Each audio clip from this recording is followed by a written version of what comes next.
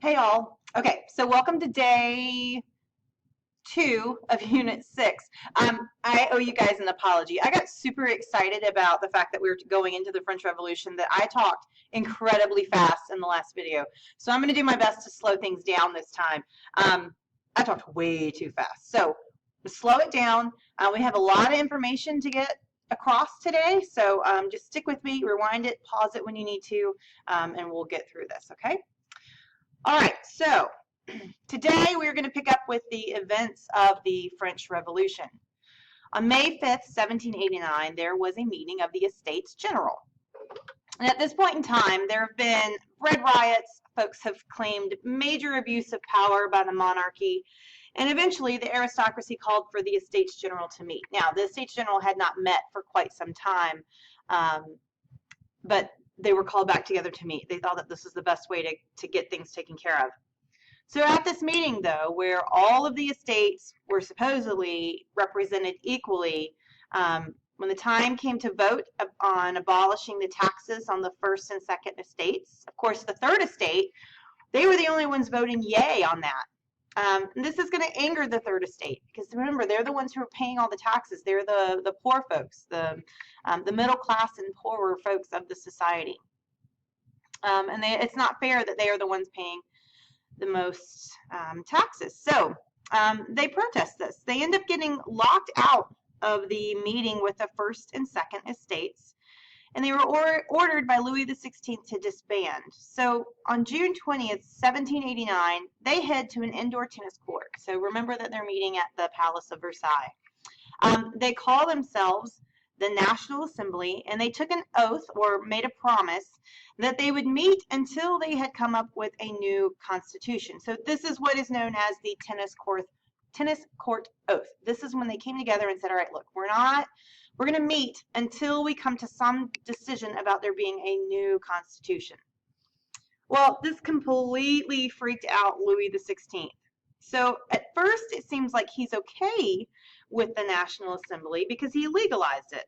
But soon he was afraid that the National Assembly, he was afraid of them. He got a little paranoid. So what he ends up doing is sending troops to Paris and to Versailles. Now, the Third Estate knew that Louis XVI had sent troops, and they were afraid that he was going to use the troops to try to force the National Assembly out, okay, to force them out of where they were meeting. So the people in Paris had gotten word of what was going on, and on July 14th, 1789, Parisians attacked the Bastille. Now, the Bastille was a fortress. It was a medieval fortress that had been built in the 1300s. It was used at this point in time as a political prison and an armory. So you need to make sure you know that an armory is a place where weapons are stored. What happens is the crowd attacked the Bastille. They released the very few political prisoners that were there. Actually, there were only 7 to be exact. And then they proceeded to completely destroy the Bastille by hand. They did this by hand, and this was no small feat. It was not an easy task. There were 8 watchtowers. Each of them were 100 feet tall. It had a moat that was more than 80 feet wide. And a moat, if you don't already know, it's like a water barrier that goes around castles. So it was no small task to destroy the Bastille. All right, so do you remember the old regime, those 3 estates? Well, it is over. No more. We have no more of the old regime, okay? The old government is gone, and also the Catholic Church was reformed, and now the government is in charge of the church, okay? All right, so I'm going to pop back in here for a second. Posted on Google Classroom, we have a copy of the Declaration of Rights of Man and of the Citizen. So what I want you to do in your notes here, okay, on this page, in your notes as you're reading through the Declaration of Rights of Man and Citizen, I want you to make sure you're doing these 2 columns here, okay? This is going to count as a 5-point homework grade. So what you need to do as you're reading, you're going to list out as many of the human rights that you see stated in the Declaration of Rights of Man, and then you're also going to list as many political rights that you see listed in there as well. You should see at least 2 for each.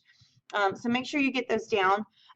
Take as long as you need to read through the Declaration of Rights of Man. It's not a very long document, only a couple columns. It's 1 page, so it shouldn't take you too long to read it. But hit pause, take care of that, come back, and we will keep on rolling, okay?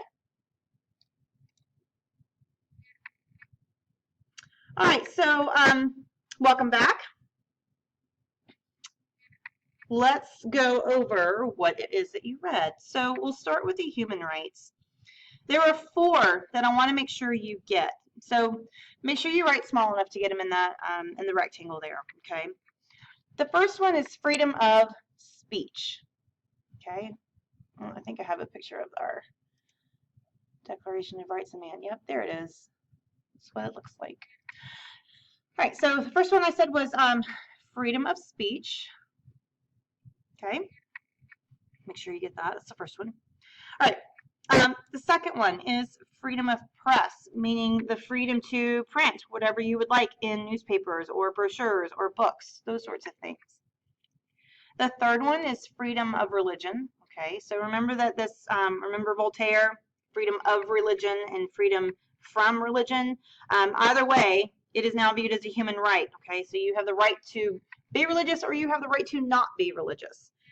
And the fourth one, and this is pretty important to you, is that people are considered innocent until they are proven guilty. Okay? All right, so those are the 4 human rights that you should have picked up on in the Declaration of Rights of Men. If you didn't, make sure you rewind, go back and get those written down in that bottom box. All right, so what were the political effects that were stated in the Declaration of Rights of Men? The first is that all men have equal rights to run for political office. So it no longer matters how rich or how poor a person was, they had the right to run for political office if they wanted to. The second is that taxes should be equitably distributed among all citizens. So it should no longer be only one class paying the majority of the taxes. So all citizens are now expected to pay taxes. Now, the Declaration of Rights of Man and Citizen, it also makes 2 more important statements, okay? And this is going to go on the top of the next page of your notes.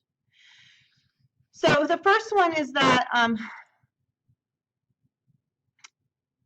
oops, I think I got ahead of myself there, sorry. The first one is that the laws can prohibit actions that are hurtful to society. And the second is that actions which injure people's natural rights, those actions are prohibited as well, okay? All right, so let's go on and talk about, let's recap for just a second. So you know that the Estates General met, you know that the Third Estate got locked out, and they decided to meet, and they had the tennis court oath, until they came up with a new constitution. So let's look at the Constitution of 1791. This is actually a picture of what it looks like right here. Okay, there are 3 things I want to make sure you know about the Constitution. Okay, so the first one is that it limited the power and the authority of the king. Okay, the second is that it divided the government into 3 branches. And so the third thing, you should already recognize these previous 2 ideas or new things. These are all Enlightenment ideas. Okay, so we're seeing where all of these philosophes that we talked about in our last unit, we're seeing where now all of their ideas are starting to come, we're seeing them reflected in political decisions that are being made. Okay, so how is it that Louis XVI reacted to the Constitution? Well, he agrees to it, but he agrees to it very reluctantly, okay? What king would want to really have his power limited or taken away from him? Okay, so he agrees to it. He's not so happy about it, but he does.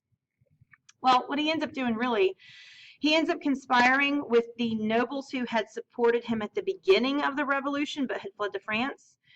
He starts conspiring with them to now overthrow the National Assembly. Remember your National Assembly, that's that Third Estate that had gathered together and come up with the Constitution of 1791. So Louis XVI, he tries to escape, but he is found, he is arrested, and he is sent back to Paris. So now, no one trusts him. No one trusts Louis XVI. So things are not looking too good for good old Louis there, okay? All right, but things were not so great within the National Assembly either, okay? Oops. Oh, sorry. All right, so things were not looking too good within the National Assembly. They had division amongst themselves as well. So they were broken into three groups. There were the conservatives, the radicals, and the moderates. And the conservatives thought that the revolution had gone too far, okay? That it was time to end the revolution and continue on with life, okay? The radicals, however, they wanted more change. They thought that there had not been enough change going on yet, okay? So that leaves us with the moderates, who literally, they were in the middle, and they agreed with the conservatives on some issues, but they agreed on with the radicals on other issues. And this is why I really liked this photograph that I found, this image. So if you look, you have like one group here on the left, you have one group here on the right, and this column right here is literally split down the middle, okay? So this would represent your moderates, okay? All right, so there was a seating chart that they actually used during their meetings, and I want you to fill it in your notes. So on the left were the radicals, the moderates were in the middle, and then the conservatives were on the right. So the National Assembly, it ends up ending because it was too weak. There was not any support from the church. And you can also compare it to the Articles of Confederation of the United States, because it was France's first attempt at a government that wasn't a monarchy, okay? But it was too weak, and it ended up failing, okay? Let me just say this.